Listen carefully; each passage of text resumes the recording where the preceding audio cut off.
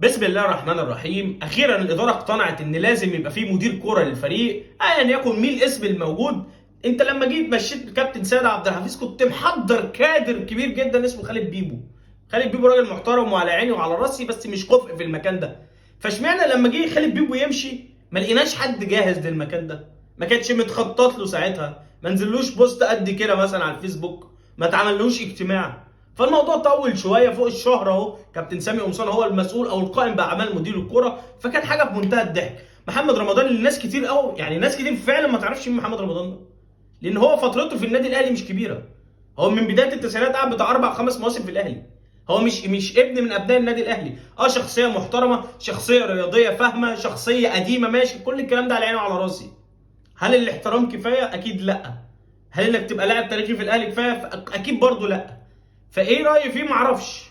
انا مش هقدر برضه احدد لك اقول لك الراجل ده ان شاء الله هيبقى ناجح او لا مش هيبقى جدير في المكان ده. معرفش، لان كل اللي اعرفه عن المكان ده ان ما كانش فيه غير عظماء. فهل كابتن محمد رمضان هيبقى جدير انه يكون مدير كره النادي الاهلي؟ ده من اهم الاماكن في الاهلي تاريخيا. فكره انك تبقى مدير كره في النادي الاهلي، كل سنه وانت طيب. كابتن صالح سليم، كابتن طارق سليم، ثابت البطل، سيد عبد الحفيظ، ناس كتير جت في المكان ده.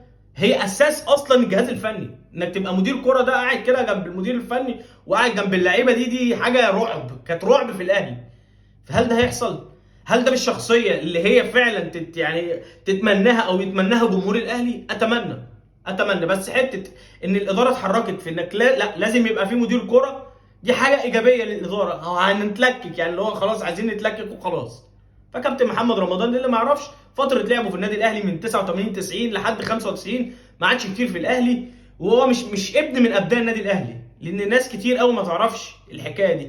فنتمنى التوفيق لكابتن محمد رمضان. هندعم وهنقف في ظهره وهنقف جنبه. واتمنى برضو الاداره، يعني انت ما ينفعش تبقى راجل مدير كره ومتكتف. يعني ايه متكتف؟ يعني كان كابتن سيد عبد الحفيظ تعالى انت غلطت، السع غرامه على طول، ما تفكرش. تعالى اللاعب ده ايه اللي بيتعبه؟ فلوسه جيبه، دوس عليها. اللاعب ده اللي بيتعبه ايقاف، تعالى. اللاعب ده اللي نفسيته بتتعبه ايه؟ دكه، اقعد لي على الدكه. هو ده اللي لازم يتعمل. لازم الاداره من فوق تديك صلاحيات تقدر تسيطر بيها على الفريق.